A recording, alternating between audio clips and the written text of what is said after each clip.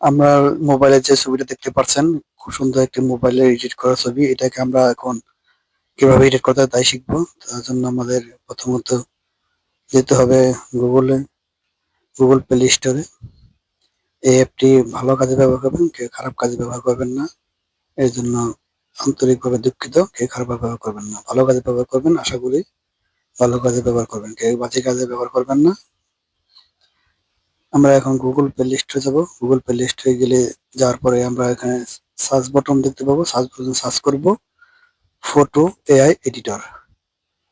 Photo AI editor লেখার পরে search দিলে দেখবেন এর সামনে অ্যাপসটি এসে পড়বে। এই যে অ্যাপটি দেখতে পাচ্ছেন, এই অ্যাপটি আমরা ইনস্টল করে নেবো। আমার এখানে ইনস্টল করা আছে, তাই আপনি ইনস্টল করতে হলো না।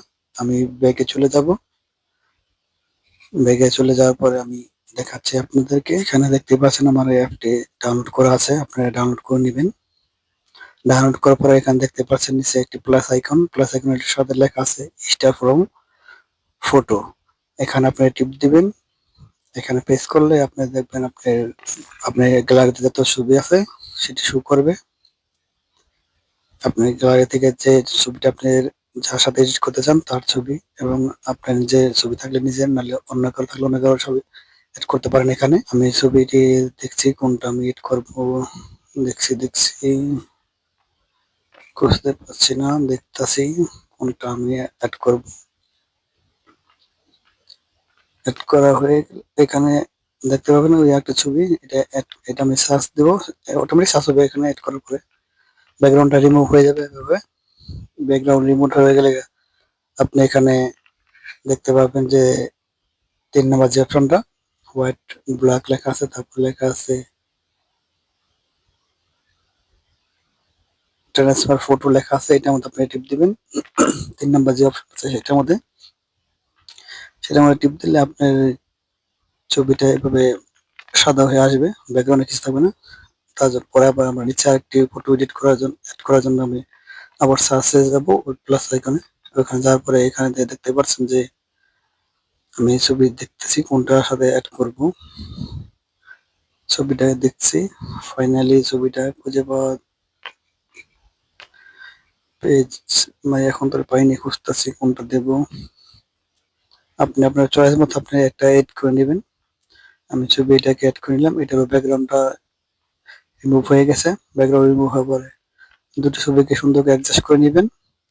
এআর ব্যাকগ্রাউন্ড আছে লেখা, ওখানে টিপ দিলে আপনার এআর ব্যাকগ্রাউন্ডের মাধ্যমে আপনি একটি এখানে দেখবেন অটোমেটিক সাজেস্ট দিবে আপনি কোন ব্যাকগ্রাউন্ডটা চাচ্ছেন পিছনে।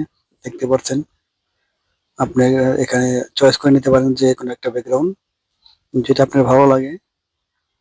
এখান থেকে আপনি নিচে কাস্টমও করতে পারেন, আপনার ইচ্ছা মতো আপনি নিজে বানিয়ে নিতে পারেন, সমস্যা নেই। আমি এখানে দেখছি যে আমার একটা ব্যাকগ্রাউন্ড পছন্দ হচ্ছে। দেখি কোন ব্যাকগ্রাউন্ডটা, ও সামনেটা আছে, এটা আমি টিপ দিই, দেখি। এখানে টিপ দেওয়ার পর দেখতেছেন যে এখান থেকে আবার সাজেস্ট করছে যে এখানের মধ্যে ৪টি অপশন দিচ্ছে, আপনার কোনটা ভালো লাগে। যেটা ভালো লাগে সেটা আপনি দেখে নিতে পারেন। এখান থেকে আমি দেখতেছি কোনটা ভালো লাগে, কোনটা ভালো লাগে। ব্যাকগ্রাউন্ডটা এটা আমি নিয়ে নিলাম চয়েস করে। এটা চয়েস করার পর দেখতেই পাচ্ছেন কত সুন্দর লাগছে ছবিটি।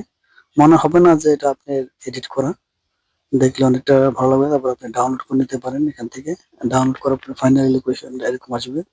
দেখতেই পাচ্ছেন কত সুন্দর একটি অ্যাপস। আশা করি সবাই ভালো কাজে ব্যবহার করবেন, কেউ বাজে কাজে ব্যবহার করবেন না।